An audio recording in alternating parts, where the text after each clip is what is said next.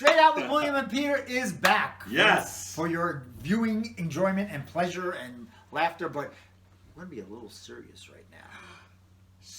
We're not usually serious. We're not really serious. I mean, we're not really serious guys. We're funny guys, but sometimes you have to bring a little serious topic into the mix. Yeah. This episode is about crimes and misdemeanors, and only because we want you to feel less guilty about maybe some things that you've done in your past, because you might have done some illegal things, and we're going to share with you some. Or maybe they didn't, and we're the only misfits around. And actually, most of mine happened when I was young, and and they don't send kids under 18 to jail for the most part, because the things that I did not require a trip to Rikers. That's what I'm saying. Can you imagine a white Jewish person at Rikers? Ooh, I'm sure they did. Well, good luck to them. them. Are you circumcised, sir? So anyway, my first crime was when I was 5. I was living in East New York. There was a drugstore on the corner. Think of it. 5 years old, I could walk down the street with no parental guidance. It was crazy at that time. Yeah, but it was also 1962. So these kids were like throwing rocks at this drugstore window. Well, it wasn't. I don't know why. To break it? No, well, it wasn't. It wasn't breaking. But little Billy Lieberman didn't know that. They were throwing pebbles. So I thought, oh well, this must be magic. An unbreakable drugstore window. So I took a rock. Stop. This is true. I took a rock and I threw it at the window, and the whole thing just crashed. It just crashed to the ground. And everybody was like, I never knew this. Well, you're finding out right now. 5 years old. And everybody was like, ooh. And I was like, even at 5 or 6, I knew that I had done something bad. So I quickly hightailed it down the street, and I hid behind this big rocking chair that was on our porch. We lived in a 2-family house. How far was your house from the... It was like at the other end of the block, but I was like... On the same block, though? On the same block. Oh, so I was like hid behind this big rocking chair on the porch. It was like wicker, so you can kind of see in between what was going on. And so the drugstore manager and some of these kids knocked on the door. And my mother was like, "What's going on? Your son broke a drugstore window." I heard it all because I was right there listening behind this chair. So someone squealed on you? Well, yeah. The other kids that were throwing rocks at the same window? I don't know who squealed. I mean, it was quite obvious that I did it. Anyway, so nobody could find me. So everybody's like running around the block looking for me. And I was like, I finally had to give myself up. I figured I can't. Yeah, you got to go to bed. I can't. So apparently I gave myself up, and I had to I couldn't live behind this chair. So what your parents do to you? They said, "Why did you do that?" And I said, and I explained to them, as I just explained to you, I didn't know it was going to break. I thought it was a magic way.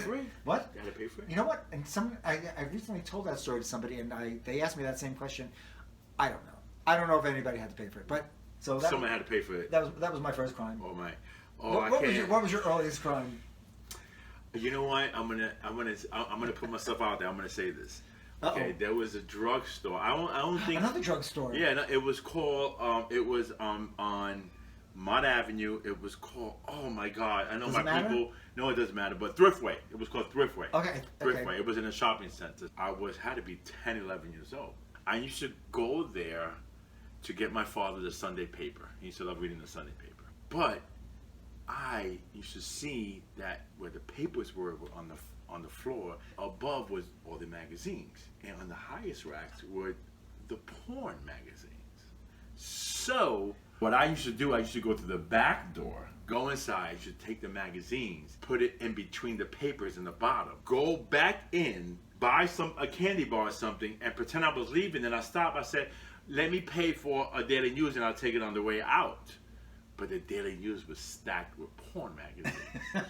Because I knew which one I put in. So then you would leave, and I would just grab the right Sunday paper. Because back then, the Sunday paper, they were like this. That's when they had coupons and cutouts and TV guides, which they don't have anymore. You said coupons. Coupons. Did I say it wrong? No, you said it right. But when I was younger, what? We used to say coupons. Coupons? No, it's coupons. You're going to say it right. Oh. I'm just saying. Just Jewish boys. No. So yeah, I think that was one of my first and I used to do that all the time.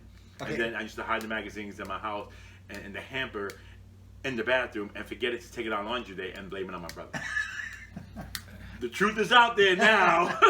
Poor James. How about this? When I was 7, me and my cousin Frankie. Boy, man, 5 to 7, you're a criminal. I started at 10, I think. We snuck onto the F train at Avenue N where I lived. They didn't know that we were getting on the train. I knew how to get to Coney Island because the F train and the N train and the D train and the B train all went to Coney Island. Right. That's part of the point of my story. So we snuck on the train, and remember the tokens were 10 cents at the time. I know, scary. I know. So we got to Coney Island, and these two idiots, me and my cousin Frankie, two schmucks, we're at Coney Island. We're ready to go on the rides. Did you bring any money? No, I didn't bring any money. How the hell are we going to get on the ride? So we decided that we needed to go back home after that. I know, idiots. We were idiots. We were 7. I don't know. Maybe we thought that because we could sneak on the train, we could sneak on the rides, but that wasn't happening, and we probably knew it wasn't going to happen. When we got back to the Coney Island station, there were all of these options for us. I didn't know that all of these trains went to Coney Island. I just knew the F train did. We just snuck on again on any train, but we got on the wrong train, so we were like traveling in the wrong direction. Oh, and Lord. And we like started crying at 7 on the train because we didn't know where we were because I didn't recognize any of the stops. Okay, keep in mind it was 1964. So guys were still wearing hats. Right? So this man came up to us and said, "What's the matter, little boys?" Nowadays, if that happens, and we told him, he said, "Come with me." So we got into this man's car and he took us home.